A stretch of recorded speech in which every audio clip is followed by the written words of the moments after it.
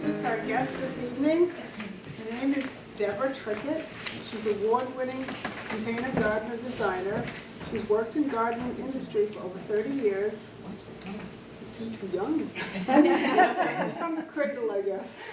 Starting with her first job in the greenhouse at age 13 until the present as owner of The Captured Garden.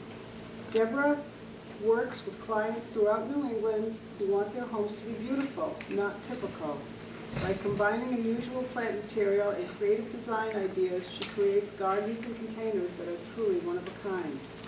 Deborah lives in Massachusetts, and she's a Massachusetts certified horticulturist and a Massachusetts certified landscape professional.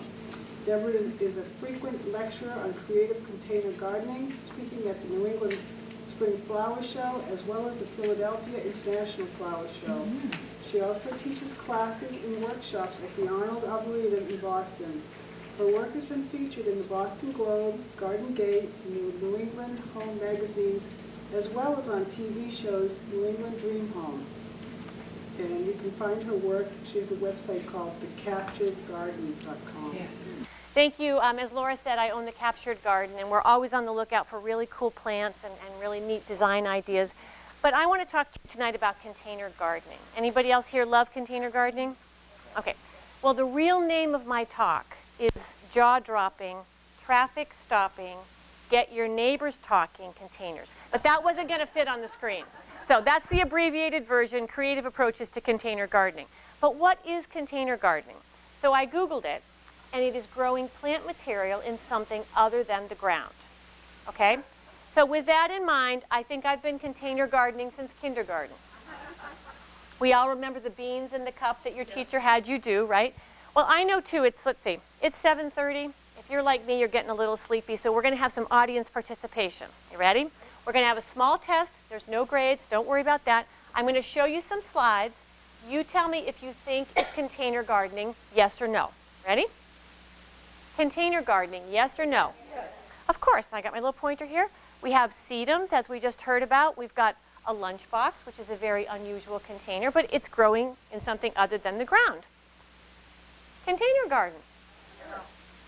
Well, it's not growing in the ground. It's a raised bed, so I kind of consider that somewhat of a container gardening.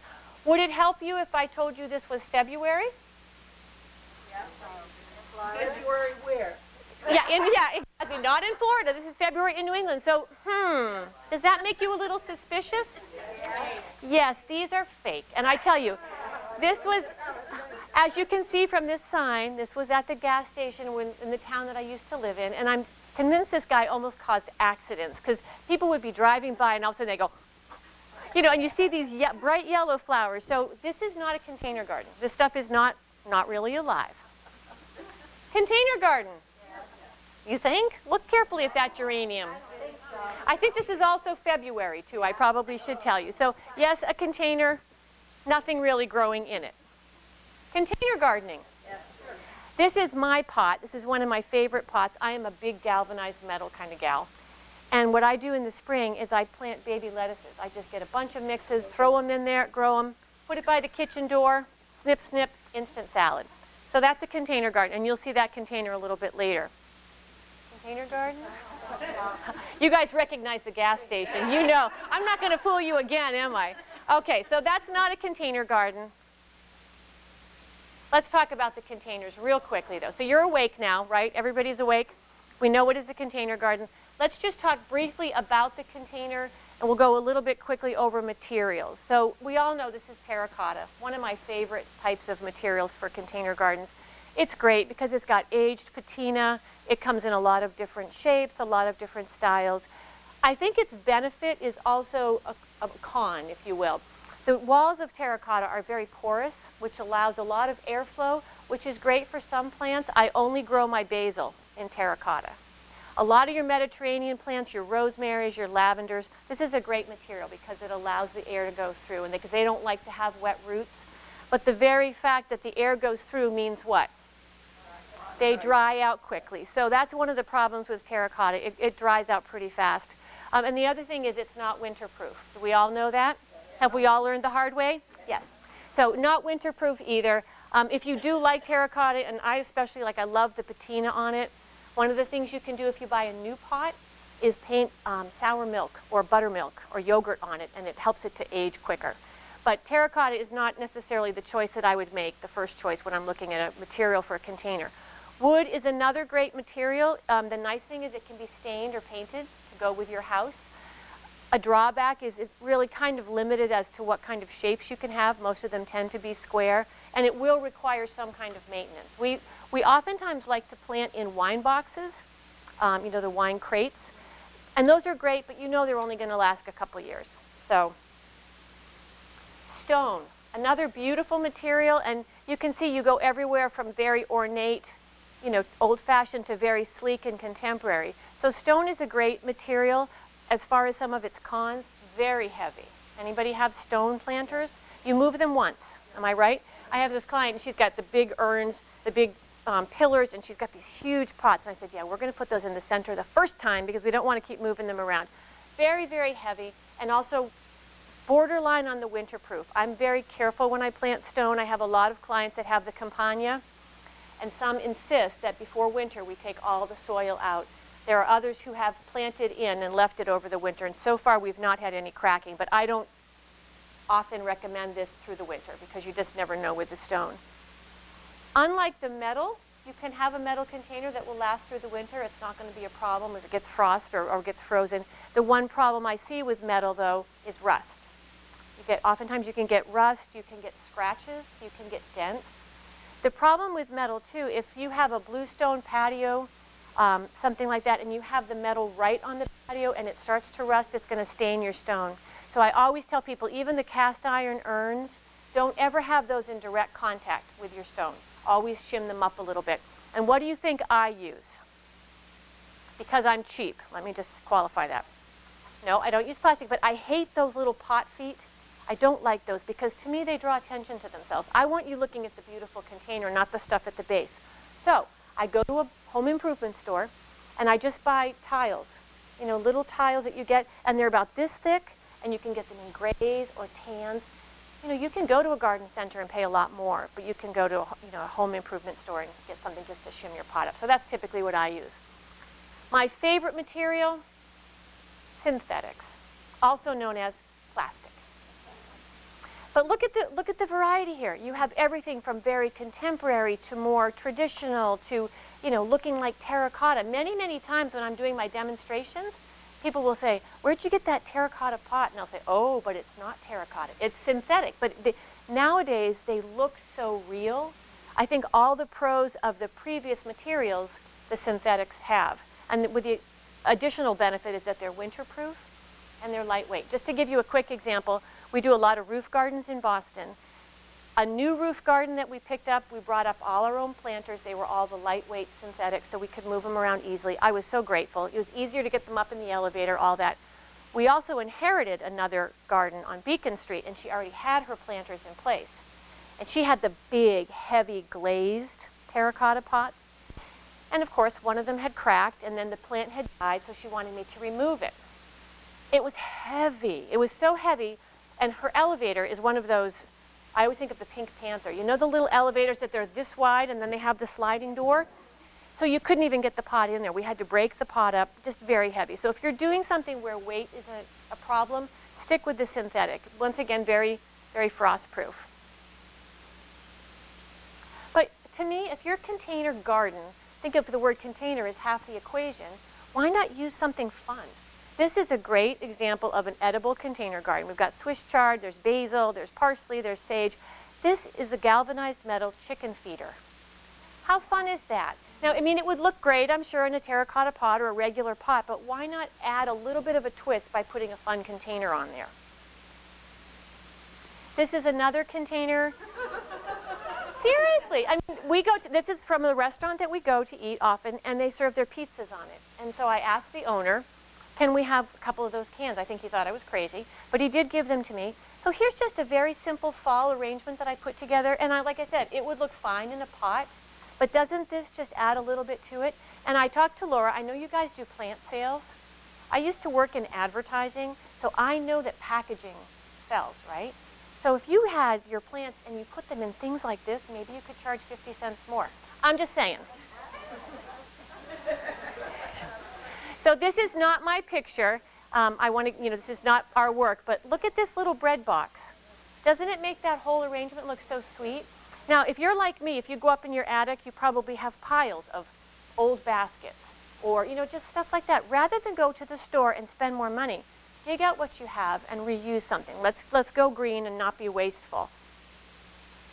And here's my favorite wash tub again, and I've painted it full for the fall. I've got some tiarella there, the foam flower. There's a variegated boxwood. There's a Carex. There's some Swiss chard.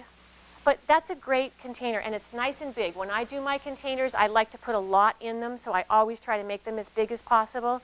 People will say, well, that's pretty big. Do you have to fill the whole thing with soil? I always say yes and no. It really depends. I mean, if you have something really tall and you're just doing some perennials, you only need 8 to 10 inches of soil, so you don't need to put stuff in the bottom. You can fill it with soda cans or 2-liter soda bottles, or if you use the packing peanuts, though, make sure they're not the biodegradable ones. Right? Some people say, oh, I use those packing peanuts. Well, a lot of them are biodegradable now. So make sure, and also if you use the packing peanuts, I highly recommend you put them in a bag first. Otherwise, you're emptying them out there all over your neighbor's yard. They hate you, So, and also the other thing that this slide reminds me, we're talking about containers. The next thing I want to talk about is soil. The most important thing you can do for your plants. If you're taking notes, the only thing you need to really write down is use good soil. It's all your plants have to eat. If they're not in the ground, so their roots can't go out and get what they need. They can only depend on what you give them, right? So first of all, do not use garden soil. It's too heavy. You can't go out and get a shovel full of dirt. And don't go to the dollar store because they're having a big sale, the $1 a bag. It's probably not the best soil. So always use really high quality, good soil. People ask me, what do I use? It's really a matter of convenience for me. So whether it's Farfard, Costa Maine, Miracle-Gro, whatever I'm going by that they have. And I know we're all busy gardeners too. So sometimes you can even buy the mixes with fertilizer already in them. Keep it easy on yourself, a slow release fertilizer. So a little more audience participation. We have a great container. We know we're going to use good soil. Let's just talk about what goes in a container. Who thinks annuals go in containers? Raise your hand. It's so funny because I look at you all and you're like, I'm not going to unless she does. I'll put my hand up. I'm not going to be the first one. Annuals definitely go in containers, right? Okay, that's the given. That was the easy one. Now we're going to get tricky. Who thinks perennials can go in containers? Raise your hand. You know what? Plants are not that smart. They don't really know. If you put them in and you give them what they need, they don't know they're not growing in the ground. Of course, perennials can go in containers. I like using them because to me, at the end of the season, rather than taking my whole pot and putting it on the compost heap, I put them in the ground. Or I'll say to my clients, hey, we used whatever in your pots. Do you want them in the garden? And they, no. And I'm like, great, I'll put them in my garden. So it's a win-win. Who thinks we can put tropicals in containers? Raise your hand. Why not, right? Once again, and sometimes people are a little hesitant to use tropicals because they can be a little bit pricey, but there's so many opportunities to overwinter those, which is why just until recently I had 2 banana trees next to my washing machine. But many tropicals, you can either overwinter them cold and dark or cold and bright. You certainly can use tropicals. Who thinks herbs can go in containers? I think spring, this is your best bet for your containers, is buy herbs. Because you can use parsley and your pansies and whatever, pussy willow. Guess what happens to the parsley in the summer? It's still there. It's still great. So you use it in the summer. Guess what is happening in the fall? It's still there. It's still great. And then what happens in November? Tabbouleh, right? I mean, so you don't waste it. Herbs are great in containers. What about house plants? Well, I'll have to tell you, I did an arrangement at the Speakers Bureau in Wellesley a couple years ago, and I had an arrangement, and this woman came up and she said, that is so lovely. And I said, well, thank you very much. And she said, but that's not going outside. And I said, well, yeah, my containers are meant to go outside. And she said, oh, that's a house plant. And I looked at her and I said, yeah. And I said, well, summer camp, right? I mean, your poor plants, they're inside from, May, September all the way to May, and get them outside. Let them play with the neighborhood kids. So there's so many things that can go in containers. Don't just limit yourself to annuals. We'll see some slides and I'll show you, but there's only one thing that I never, ever, ever put in a container. And someone one time guessed poison ivy, and I said, yeah, that's a gimme.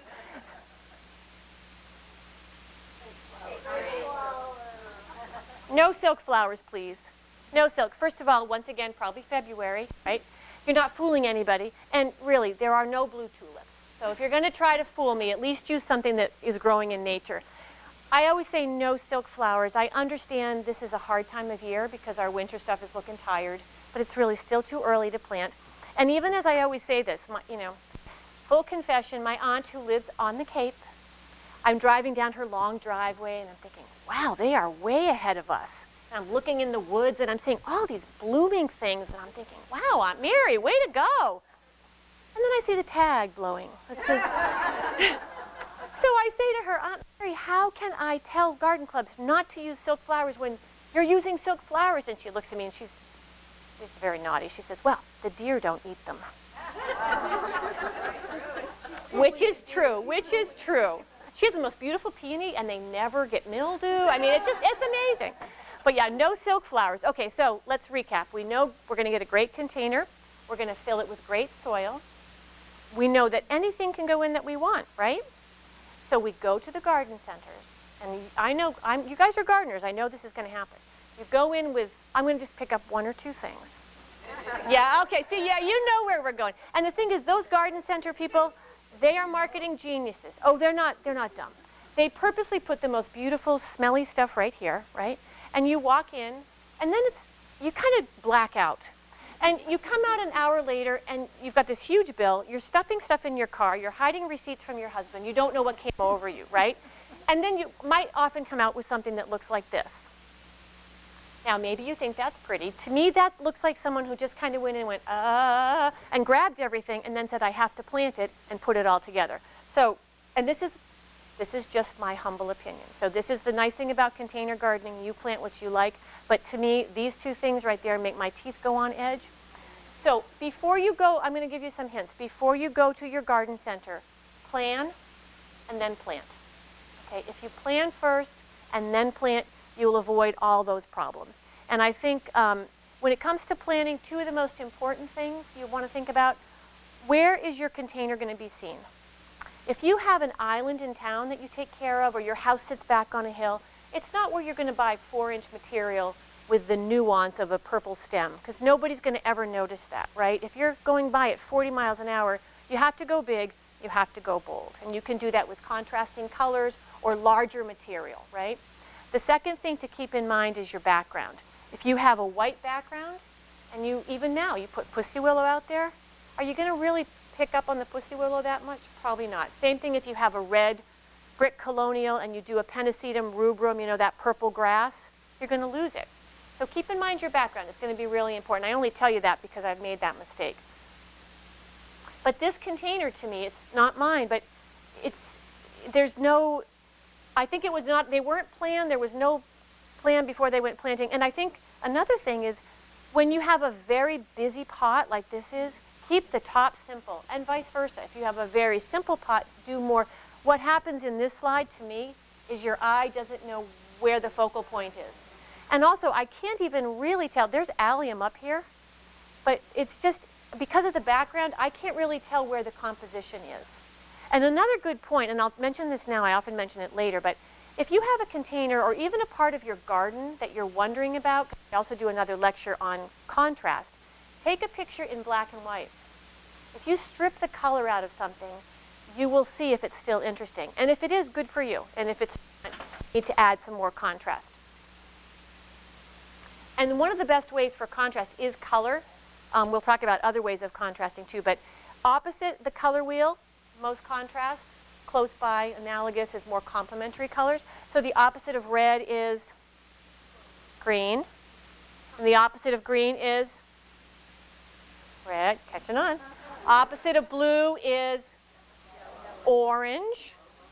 Opposite of orange, good, good. How about this one, opposite of yellow? Purple, opposite of purple? You guys are good. So if you use those colors, that's why I think in the spring we see a lot of purple and yellow, and doesn't it just catch your eye? And that's because they're opposite on the color wheel. That's why when you see the cardinal in the tree, you kind of go, oh, You see the bluebird, it's like, yeah, whatever. You see the cardinal, it kind of catches your attention because of that contrast. So, use either contrast or use big material. This is what we would call a monopot or monochromatic, when you use one color in your pot and you use one plant. And that's where you'll see a lot of at resorts. If you see the big hanging baskets, it's just one mass of hot pink because they'll get your attention. So that's just one way of getting a lot of attention using a monopot. This isn't one of ours, but this is another good example of using one color, but using its tints and its tones. So for instance, you're going to use purple, but then you have the darker purple leaf of the heuchera, which you have the purple stem. Then you have the lighter pink, which picks up the purpley pink of the osteospermum down there. This is one of my window boxes, but it just shows you that you can use orange, but you can use peach too. So oftentimes when I'm meeting with a client, there are some that we'll do 20 pots for. And we talk about color, we talk about what's our scheme this year, and we might say purple and orange. That way the pots by the pool, by the garage, they all look the same, but instead of just purple and orange, it also means lavender and peach. So keep that in mind. If you're coming up with a color scheme, to me, it keeps things feeling cohesive. This is another client. Now, this is interesting because what's the opposite of purple? Yellow. Good. What's the opposite of yellow? Good. So, but you know what? It's not just flowers. Think of foliage colors. So yellow-green, right? The yellow-green of this lemon sage works against this purple. But also the thing you don't notice in this slide, these were yellow twig dogwood. So you can use your stems, you can use your twigs to bring in contrast as well. So here you'll see in this, you've got scabiosa, which is a perennial. You've got your pansies, you've got your sage, and you've got some thyme. So those are the herbs. And I think in another slide I'm going to show you this container in the summer, and the herbs are still in there. We just moved them around. This is a fall container arrangement, and I kind of like it because in the fall we typically think of rusts and yellows and maroons. I liked this because it was kind of more of the pink. So we went with the deeper pink, and then we kind of made it a little bit lighter, and then we got the darker of the heuchera here, and we carried this pot over to this pot by using these pansies. And then we have a juncus here. But this is kind of a shady entryway to her porch. And when you have darker colors in an entryway that they recede, you can almost lose them, which is why we introduced the variegation of this iris. So the white and the lighter colors gave that pink and red something to kind of contrast against. Does that make sense? But the nice thing, let's just talk quickly, the nice thing about this container, what happens in mid-October or end of October? Iris goes in the ground. Sedum, which you mentioned, sedum, another great plant for containers, that goes in the ground. Heuchera goes in the ground. Mum goes in the ground. Juncus goes in the ground. We throw out some pansies and, do the cabbage to the rabbits, but we don't waste a lot when we use other things than annuals in our containers. Here's that same pot again, just like red and green are contrasting, hot pink and lime are contrasting. So you see that you have the sage back again, and then we have some alternanthera, there's some heliotrope in there, and then we have the pink petunia.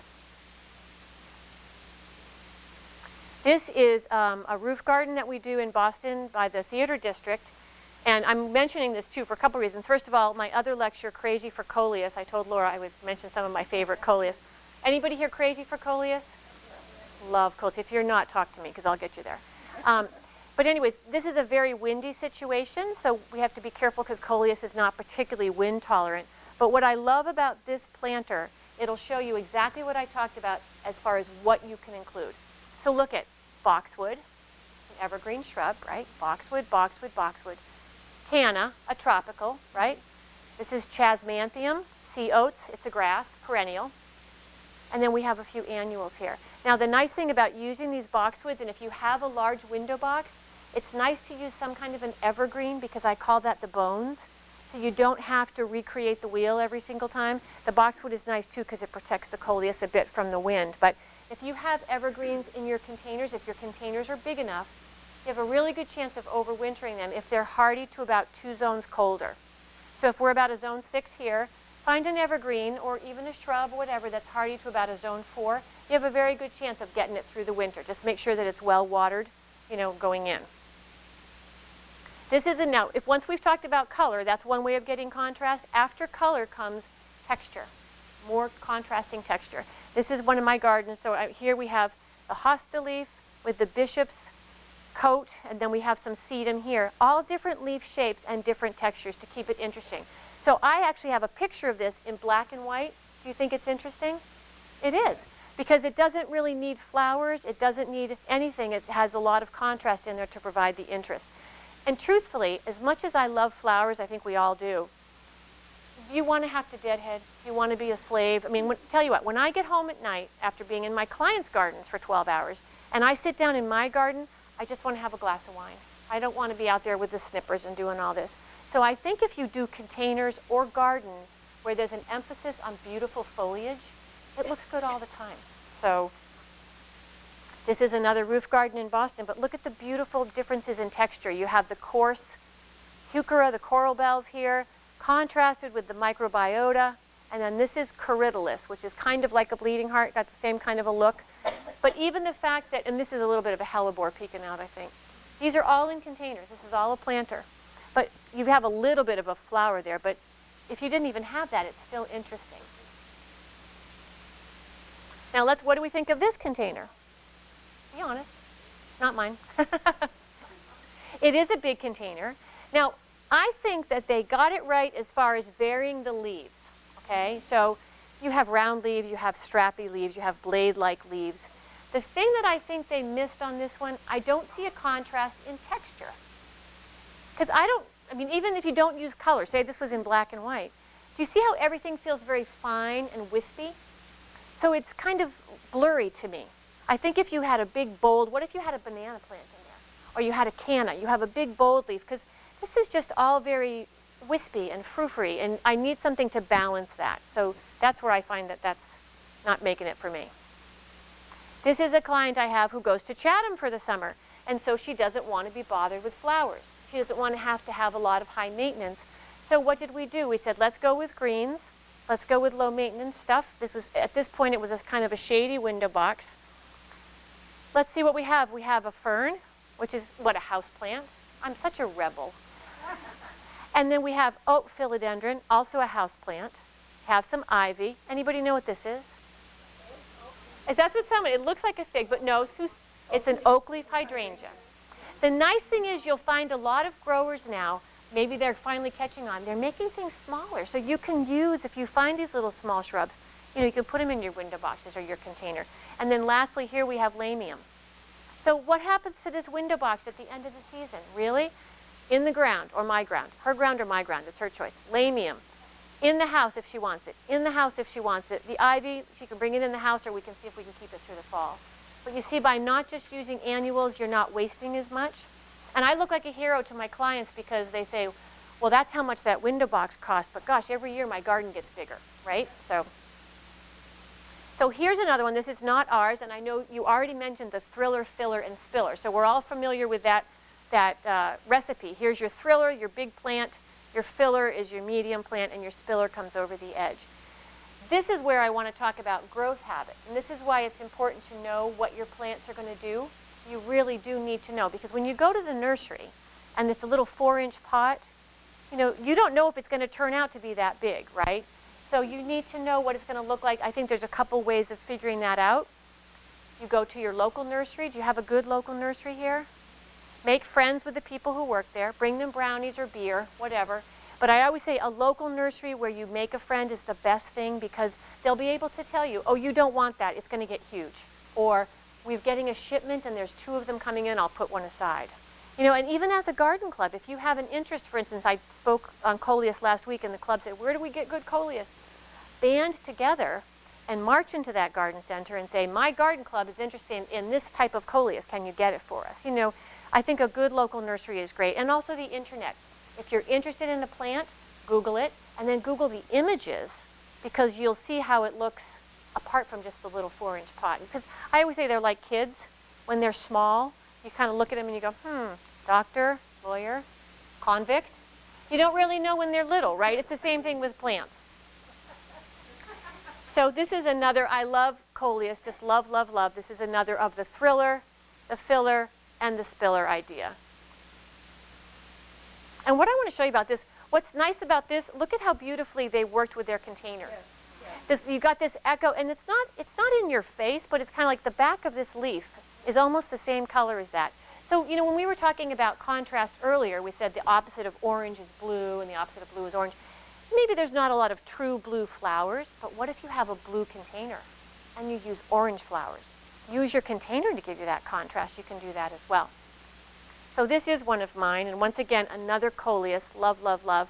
In fact, I talked to some guy. He's like, he has a camp up in New Hampshire, and he's like, I just need to do an easy container garden. I said, okay, here's my recipe.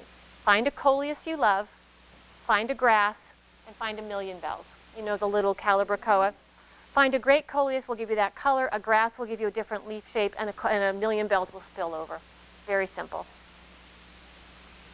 This is, again, just important to know your growth habit. When I planted this pot, they were all very small, but I knew how they were going to grow, so I knew eventually they would weave around and work their way in. And this is just another example of how your color scheme can unite your different pots. So in this color scheme, we were doing